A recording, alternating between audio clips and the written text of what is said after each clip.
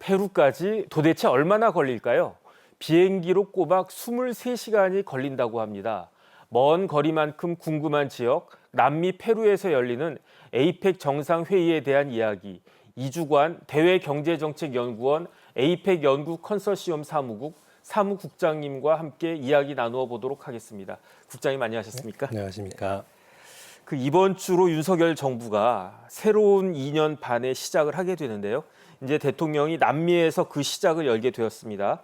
페루에서는 어떤 일정이 예정되어 있습니까? 네, 윤석열 대통령은 14일인 오늘 서울을 이미 출발하셔가지고 24시간 날아가셔서 현지 시간으로 같은 날 저녁에 에이펙 정상회의 개최국인 페루의 수도 리마에 도착하시게 됩니다.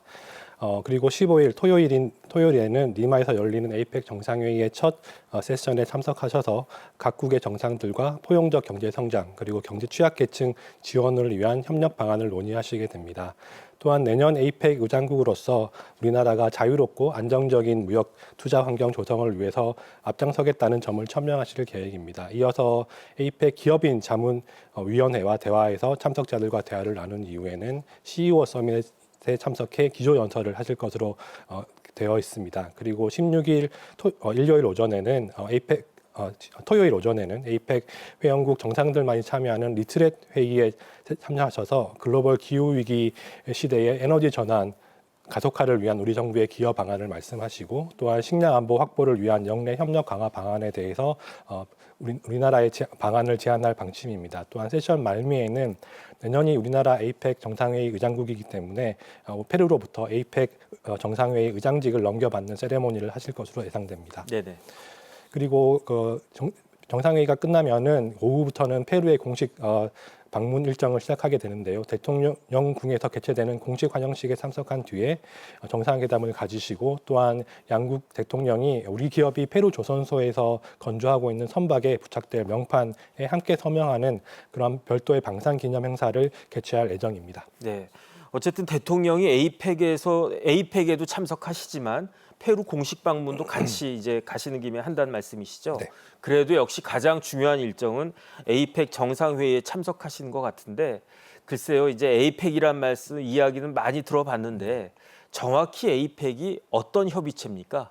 네, 에이펙은 아시아 퍼시픽 이코노믹 코오퍼레이션의 약자로 환태평양 연안 국가들의 경제 협력 증진을 목적으로 설립된 경제 협력체입니다. 네네. 특히 지역 협력체 중 최대 규모를 자랑하는데요. 1989년 호주 캔버라에서 우리나라를 포함한 12개국의 강요회의로 출범했고 1993년부터는 미국 클린턴 전 대통령의 제안으로 정상회의로 격상이 되었습니다. 그리고 현재 회원국은 총 21개 국가인데요.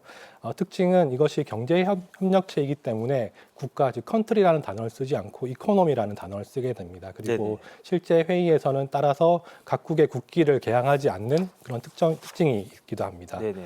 그리고 에이펙은 아시아 태평양 지역의 경제 성장과 번영을 목표로 하고 있고 이를 위해서 영내 안정과 세계 경제의 도전 과제에 공동으로 대응하기 위한 다양한 정책적 실험들을 하게 됩니다. 특히 재화와 서비스, 자본의 이동을 촉진하기 위한 무역 투자 활성화에 가장 중점을 두고 있고요. 단기적으로는 이러한 무역 활성화 조치뿐만 아니라 경제, 기술 분야의 협력 증도 추구하고 있고 장기적으로는 아시아 태평양 지역 자유무역지대라는 이러한 프레임워크를 가지고 동아시아와 미주를 잇는 경제 공동체를 달성하기 위해서 노력하고 있습니다. 네, 에이펙이 무슨 기구인 줄 알았는데 네. 이코노믹 코퍼레이션 협의체란 말씀이시네요. 네. 그런데 지역 협력체 중에서 에이펙이 세계에서 가장 큰 규모네요. 이제 GDP의 60%. 맞습니다. 그러니까 미국, 중국, 일본이 포함되어 있으니까 그럴 것 같은데 그러면 이번에 윤석열 대통령이 페루 에이펙 정상회의에 참석하셔가지고 기대되는 성과는 어떤 게 있다고 볼 수 있겠습니까? 네, 우선 2024년 페루 정상회의의 주제는 권한 부여 포용 성장이라고 되어 있습니다. 네네. 영어로는 empower 그리고 include, grow라는 키워드인데요. 페루는 공식 경제 및 글로벌 경제로의 전환 촉진을 위한 디지털화 활용, 그리고 지속 가능한 성장을 위한 식량 안보 및 에너지 전환 정책 등을 성과로 내세우고 있습니다. 윤석열 대통령은 정상회의에서 이러한 성과 사업에 함께 합의를 할 것으로 예상되고요. 또한 이번 순방에서 국제사회의 지속 가능한 미래를 위해서는 무엇보다 이 규범 기반의 국제 질서가 지켜져야 한다는 점을 역설할 것으로 보입니다. 또한 윤석열 대통령은 이번 남미 순방을 통해서 글로벌 중추 국가로서 우리나라의 책임 외교를 구현하고 또한 규범 기반의 국제 질서 수호를 위한 국제 연대를 강화하겠다는 데 그 의미가 있습니다. 한편 우리나라의 외교 지평을 그리고 실질적인 협력을 이 아시아를 넘어서 중남미까지 확대한다는 데 의미도 큰 것 같습니다. 네네. 또한 윤석열 대통령은 15일 그리고 16일 현지에서 열리는 에이펙 정상회의에서 내년도 의장국인 한국이 자유롭고 그리고 안정적인 무역 투자 환경을 조성을 위해서 노력하겠다는 그 의견을 밝히고 특히 중요한 것은 디지털 기술을 활용한 취약계층 지원 방안 소개, 그리고 친환경 기술과 AI 기술을 활용해 공동의 이익을 키워나가기 위한 에이펙 차원의 연대를 강조할 것으로 예정되어 있습니다. 또한 이 밖에 글로벌 기후 위기 시대에 우리 정부의 기여 계획을 밝히고 식량 안보 확보를 위한 영내 협력 강화 방안도 제안할 방침이고요. 또한 미래를 이끌어 나갈 청년층의 역량 강화를 위한 지원 정책도 구체적으로 제안할 것으로 예정되어 있습니다. 네네. 그런데 이번 에이펙 직전에 매우 중요한 선거가 있지 않았습니까? 맞습니다. 다름 아닌 미국 대선이었는데 결국 지난 대선에서 트럼프 후보가 당선이 됐어요. 그런데 내년에 출범할 트럼프 정부의 정책 기조는 에이펙의 목표하고는 조금 상충되는 것이 아닌가. 왜냐하면 에이펙 목표가 조금 전에 이제 박사님 말씀하신 것처럼 영내 무역, 투자 자유화의 실현, 장애 제거 이런 식인데 이거는 트럼프의 그 아주 극단적인 보호 무역주의와 조금 상충되는 것이 아닌가 이런 우려가 있을 것 같은데요. 어떻습니까? 네, 맞습니다. 아마도 트럼프 대통령이 이 에이펙 회의에 참석하지는 않겠지만은 모든 정상회의들이 모인 이 에이펙에서는 아마 트럼프 대통령이 가장 화두가 될 것 같습니다. 네네. 미국 대선 직후 펼쳐지는 이번 에이펙 정상회의는 사실 지난 1년간 페루에서 있었던 다양한 실무급 회의 그리고 장관급 회의에서 이미 도출된 합의 성과들이 사전에 조율되어 있기 때문에 그 논의가 중심으로 이루어지지만은 다만 이 합의된 내용 이외에 트럼프 대통령 출범에 따른 세계 보호 무역주의 확대 그리고 그에 대한 우려와 대응 방안에 대해서 정상들이 그리고 CEO들이 논의할 것으로 예상됩니다. 실제 트럼프 대통령이 처음 당선된 2016년 그러니까 그때 미 대선 직후에 또한 공교롭게도 페루에서 에이펙 정상회의가 또 있었습니다. 네네. 그때 당시에는 회원국들이 모든 형태의 보호 무역주의를 배격한다라는 공동 성명을 내면서 사실상 트럼프가 내세우는 반자유무역주의를 거기에 강하게 맞서겠다는 기지의 의지를 재확인한 것으로 평가될 수 있습니다. 하지만 올해 회의에서는 2016년과 유사한 수준의 그러한 자유무역을 지지하는 합의를 있을지는 의문인 것 같습니다. 8년 전에는 버락 오바마 미국 전 대통령을 비롯해서 시진핑 주석 그리고 푸틴 대통령이 함께 정상회의에 참석해서 이러한 공감대를 형성하는 데 주도적인 역할을 했지만은 지금의 그 미중 관계 그리고 푸틴 대통령이 지금 에이펙 정상회의에 참석할 수 없는 상황 그리고 이러한 다양한 지정학적 갈등 관계를 고려했을 때는 당시와 같은 합의를 이끌어내기는 어려울 것 같습니다. 네네. 그런데 그 에이펙이 20개국하고 홍콩으로 구성되어 있지 않습니까? 그래서 이번 그 에이펙에도 최소 16개국의 정상들이 참석하신다고 그렇게 알려져 있는데 그렇다라고 하면 16개국의 정상들이 모여 있으면 아마 그 사이에서 양자 회담들도 굉장히 많을 것 같은데 네. 그 우리 윤석열 대통령은 어떤 분들하고 만남이 예정되어 있나요? 이번 에이펙 회의를 계기로 윤석열 대통령은 아마 바이든 대통령 그리고 이시바 일본 신임 총리와 함께 한미일 정상회담을 갖기로 예정되어 있습니다. 그리고 바이든 대통령 퇴임을 앞두고 열리는 이번 한미일 정상 회의에서는 북한의 러시아 파병 등 안보 현황과 한미일 캠프 데이비드 선언 계승 등을 논의할 것으로 전망되고 있고요. 또한 이와 함께 한일 정상회담은 확정되었고 또 한중 정상회담도 추진 중에 있습니다. 사실 이 에이펙 회의가 열리는 리마 컨벤션 그 회의장에 가보면은 정상회의가 열리는 정상회의장 밑에는 이제 양자회담을 위한 별도의 공간들이 마련되어 있습니다. 아, 그렇습니까? 네, 그렇기 때문에 당연히 자연스럽게 많은 정상들과 정상회의가 자연스럽게 이루어질 수 있는데요. 우리 정부는 베트남, 멕시코, 그리고 브루나이, 일본을 포함해서 다양한 양자회담을 중이고 있고, 또한 현지에서도 바로 즉석에서 이렇게 논의가 그 양자회담이 또 이루어질 수 있기 때문에 더 많이 일어날 것으로 예상됩니다. 또한 G20도 최소 20개국이 참석하는 만큼 이 정상회담의 수는 더 많이 늘어날 것으로 예상되고요. 네네. 또 일본과의 한일 정상회담은 이시바 시게루 일본 총리가 지난달 10월 라오스에서 개최된 아세안 정상회의에서 이미 우리나라 윤석열 대통령과 정상회의를 이미 한 차례 가진 바 있고요. 시진핑 중국 주석과의 회담은 2022년 11월 인도네시아에서 열린 G20 정상회의에서의 양자회담 이후로 2년 만에 처음 일어나는 일입니다. 네네. 또 이번 순방에 사실 초미의 관심은 이제 APEC 정상회의 그리고 G20 정상회의가 끝나고 난 이후 귀국길에 열릴 수도 있는 트럼프 당선인과의 회동 여부입니다. 네네.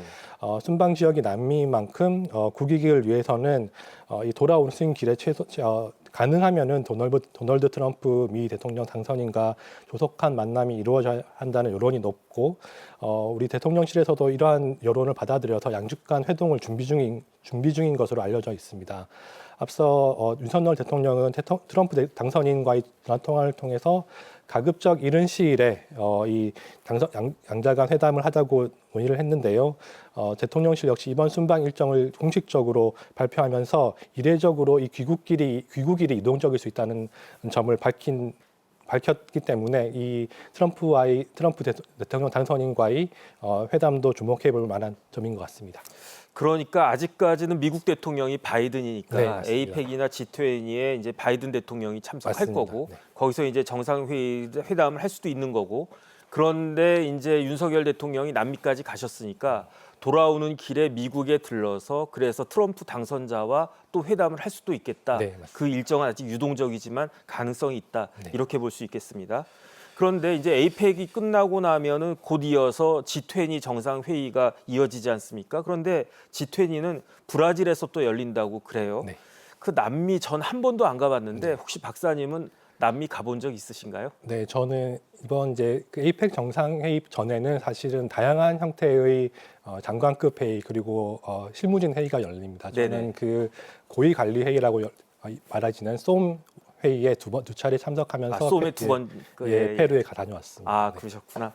그런데 이렇게 이제 남미 하면 굉장히 멀고도 낯선 곳으로 여겨지는데 그런데 지금 이 남미 지역이 우리나라가 주목해야 할 이유가 있다고 하던데 어떤 이유입니까? 네, 사실 이 글로벌 무역 질서가 사실 좀 어려워지면서 특히 미중 갈등, 러시아 우크라이나 전쟁 등 지정학적 갈등이 확산되고 이것이 글로벌 공급망 재편에까지 영향을 주고 있습니다. 또한 내년 1월 취임 예정인 트럼프 신정부가 출범하게 되면은 아마도 중국과의 갈등이 더 심해지리라 생각됩니다. 네네. 이러한 경우 세계 경제의 불확실성은 더 커지게 되고요. 중국과 미국이 각국의 글로벌 공급망을 재편하려고 할 때 사실 조금 이러한 어떤 쪽을 선택해야 되는가 좀 자유로운 국가들이 사실 중간지대에 있는 글로벌 사우스라고 하는 국가들입니다. 네네. 이 글로벌 사우스는 북반구의 저위도 그리고 남반구에 위치한 아시아, 중남미 그리고 중동 또는 아프리카까지 포함해서 신흥 개발 도상국들을 의미하고 있는데요. 이 아프리카를 포함한 글로벌 사우스는 높은 경제 성장률, 젊은 인구, 그리고 정부의 인프라 투자 등 다양한 성장 잠재력이 풍부한 국가들이라고 할 수 있습니다. 또한 대부분 지금 선진국들이 저출산 고령화에 따라서 축소 사회, 그러니까 잠재 성장률이 떨어지고 있는 가운데 네네. 이 글로벌 사우스는 생산 가능 인구 비중이 꾸준히 증가하면서 향후 인구 배당 효과까지 기대되는 신흥 발전 국가들이라고 할 수 있습니다. 또한 중국에 비해서도 최저 임금이 낮기 때문에 최근 글로벌 기업들의 관심과 투자가 늘어나고 있는 지역입니다. 브라질은 이러한 글로벌 사우스의 대표적인 국가로 브릭스라고도 말하는 브라질, 러시아, 인도, 중국이라고 대표되는 이 그룹 그룹의 대표적인 국가인데요. 네네. 글로벌 공급망 재편에 따라서 이러한 브릭스를 포함한 인도, 멕시코 등 글로벌 사우스 국가의 중요성이 커짐에 따라서 사실 이 중미 지역, 남미 지역을 어떻게 확보하는가가 각국의 잠재적인 성장력 그리고 앞으로의 교역 투자를 확대하는 신흥 시장으로서의 역할을 할 수 있고, 또한 우리나라 입장에서는 이러한 중남미들이 경제 협력 채널을 다양화할 수 있는 새로운 기회의 땅이기도 합니다. 네네. 또한 중국이 사실 핵심 광물의 대부분을 생산하고 가공하면서 중국이 이러한 자원을 무기화할 수 있는 가능성에 대해서 우려가 높은데요. 이 남미 지역이 사실 자원이 매우 풍부한 국가들이기 때문에 이러한 남미를 포함한 글로벌 사우스와의 협력은 사실 향후 우리 수출 시장의 다변화 그리고 생산 기지의 최적화, 한편 수입처의 다각화 등에서 매우 필수적인 지역이라고 할 수 있습니다. 네, 제가 옛날에 학교 다닐 때 배우기를 중남미는 미국의 뒷마당이다. 그다음 뭐 영화 같은 거 봐도 뭐 미국에서 많은 사람들 뭐 건너가고 그런 것들을 네. 많이 봤었는데 지금도 남미 하면 중남미 하면은 미국의 영향력이 굉장히 강하겠죠. 지리적으로 가깝지만 사실 좀 옛날 이야기가 아닌가 싶습니다. 네네. 사실 미국과 인접한 남아메리카 지역에서 중국의 경제적 영향력이 빠르게 확산되고 있기 때문입니다. 미국이 이 지역에 미치는 영향을 감소하는 반면에 특히 이 아까 말씀드린 브라질과 같은 경우에는 이미 중국이 최대 교역국이고요. 세계 2위의 구리 수출국인 페루, 그리고 칠레, 아르헨티나 등 주요 이 남미 국가들의 최대 무역 상대국은 이미 중국으로 바뀌었습니다. 특히 이번 에이펙 정상회담이 열리는 페루를 살펴보자면은 2015년 이후에 최대 무역국이 미국에서 중국으로 바뀌었고요. 네, 그리고 페루에서 미국과 중국과의 무역량 격차는 트럼프 대통령 일기를 시작으로 바이든 행정부를 거치면서 점차 벌어지고 있는 추세입니다. 또한 브라질 역시 지금 미국이 다양한 국가들에게 대중국 봉쇄망에 동참하라고 지금 압박을 하고 있는데, 브라질은 오히려 중국과의 이러한 협력 관계를 강화하면서 미국의 대중국 압박을 견제하려는 중국과 밀월 관계를 맺고 있다고 볼 수 있습니다. 또한 아까 말씀드린 브릭스 협력에서도 중국과 브라질이 매우 공동 보조를 맞추면서 우방국으로 그 관계를 긴밀히 하고 있습니다. 이러한 현상의 배경에는 중국의 대외 경제 정책이 있는데요. 네네. 아시다시피 1대1로라고 하는 정책이 오래전부터 추진되어 왔고, 그 1대1로 정책에 남아메리카를 포함해서 중앙아시아, 그리고 동남아시아, 유럽, 아프리카까지 육상 그리고 해상 항로를 연결해서 하나의 경제권을 엮는다는 구상을 구체화하고 있습니다. 이를 위해서 중국은 아시다시피 국외 직간접 투자를 적극적으로 늘리면서 이 전략을 펼치고 있고요. 중국의 이러한 남아메리카의 전략적 진출은 사실 글로벌 전략과 맞닿아 있습니다. 특히 인도 태평양 지역에서 미국의 존재감을 견제하는 동시에 무역 전쟁의 리스크를 감소시키기 위해서 남아메리카의 중국의 영향력을 확대하고 있는 것이죠. 네네. 한편 그 바이든 대통령은 재임 시기에 인도 태평양 경제 프레임워크 그리고 이 아메리카 지역의 파트너십을 강화하기 위한 전략을 주요 성과로 가지고 있는데, 사실 트럼프 행정부가 들어오면서 이 IPF를 지금 이제 폐지시킬 가능성이 매우 높기 때문에 사실 미국이 남미 지역에 그리고 인도 태평양 지역에 미치는 영향력이 사실 줄어들고 있는 형태입니다. 네네. 한편 그 트럼프 대통령은 사실 이 다자간 혹은 복수국 간 협상보다는 1대1 양자 간 협상을 즐겨하는 것으로 알려져 있습니다. 네네. 그래서 아마 트럼프 대통령이 당선된다면은 남미 지역의 이러한 중국의 영향력을 견제하기 위해서 혹은 양자 간의 협력을 통해서 중국의 영향력을 견제하리라 예상됩니다. 한편 에이펙 기간 동안 시진핑 중국 국가주석은 중국과 페루 기업이 합작해서 건설한 항구의 개항 행사에 참여할 예정이고요. 이 항구는 사실 태평양을 접하고 있는데, 네네. 이 항구가 개항된다면은 남아메리카에서 아시아 지역, 특히 중국으로 가는 운송 시간이 거의 절반으로 단축되기 때문에 남아메리카 국가와 아시아 지역 접근성이 더욱 높아질 것으로 예상되고 있습니다. 네네.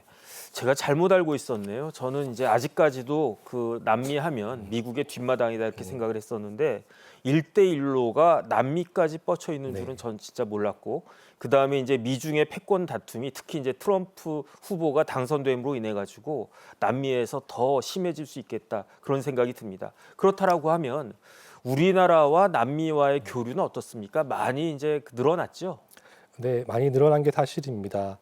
하지만은 저희가 공부하는 이제 국제 무역에서는 이제 네네. 중력 모형이라는 게 있는데요. 중력 모형은 이제 각국의 교류가 어떻게 일어나는가를 설명하는 경제 모델입니다. 근데 여기서 가장 중요한 변수는 바로 거리인데요. 사실 거리가 멀면은 이 교역이 늘어나기 힘듭니다.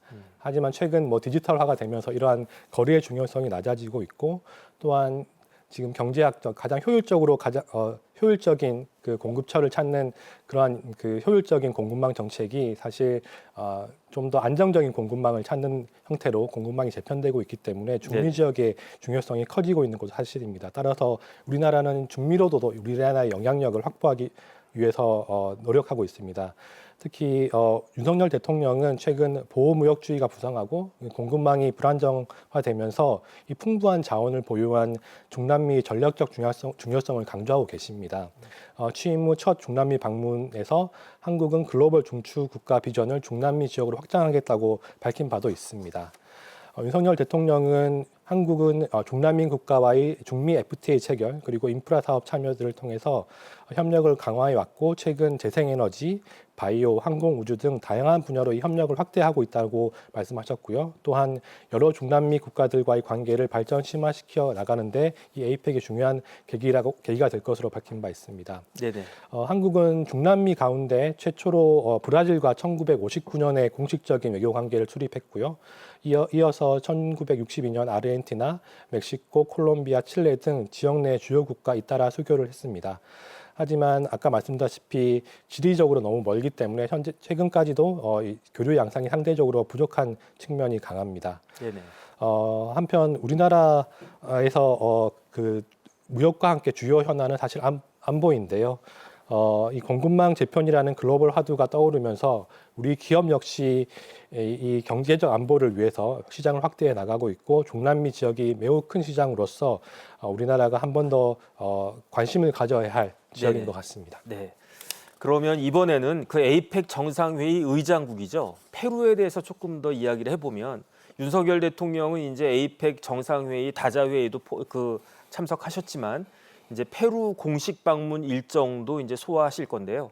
어떤 구체적인 일정이 있고 또 어떤 논의가 이루어질 수 있을까요? 네, 그 에이펙 정상회의에 이어서 이뤄지는 이 페루의 공식 방문은 페루 공식 논의는 그 윤석열 대통령이 아마 2012년 수립한 포괄적 전략 동반자 관계 강화를 위한 방안을 심도 있게 논의할 계획이고요. 말씀드렸다시피 방산 협력 그리고 인프라 등 다양한 논의를 진전시켜 나갈 것으로 예상됩니다. 네네. 그런데 이제 에이펙이 굉장히 큰 회의네요. 그런데 이러한 에이펙 정상회의가 내년에는 우리나라에서 열린다면서요. 이전에 우리나라에서 열렸던 적도 있었던 것 같은데 네. 내년엔 어디에서 열립니까? 2005년도에 저희가 부산에서 에이펙 행사를 정상회의를 개최했고요. 거의 한 20년 네, 전이네요. 맞습니다. 네네. 20년 만에 개최되는데요. 네네. 에이펙 정상회의는 경주에서 개최될 예정입니다. 경주에서, 서울이 아니고 경주입니까? 네, 네네. 사실 에이펙 회의는 매우 다양한 하위 회의를 가지고 있는데 오는 12월 9일 날 서울에서 이제 첫 번째 비공식 고위 관리 회의가 열리고요. 네네. 그리고 내년 2월에는 경주, 그리고 5월에는 제주, 그리고 8월에는 인천에서 이 고위 관리 회의 및 장관급 회의가 개최되면서 다양한 회의가 우리나라에서 열리게 됩니다. 네네. 그러면은 이제 그 외교 안보에 대해서는 어떤 입장을 밝히실 것으로 그렇게 예상이 되십니까? 이번 에이펙 정상회의는 사실 경제협력체이기 때문에 경제 이슈에 좀 더 주목하게 됩니다. 따라서 네네. 외교 안보, 특히 안보에 관련된 이야기를 하시기엔 좀 그럴 것 같고요. 혹은 G20 회의에서는 사실 이런 안보에 대해서 말씀을 하실 수도 있을 것 같습니다. 네, 알겠습니다. 에이펙 정상회의와 G20 정상회의에 대한 소식은 다음 주 글로벌 인사이트에서도 계속 전해드리겠습니다. 지금까지 도움 말씀에 이주관 대외경제정책연구원 에이펙 연구 컨소시엄 사무국장님이었습니다. 국장님 감사합니다. 네.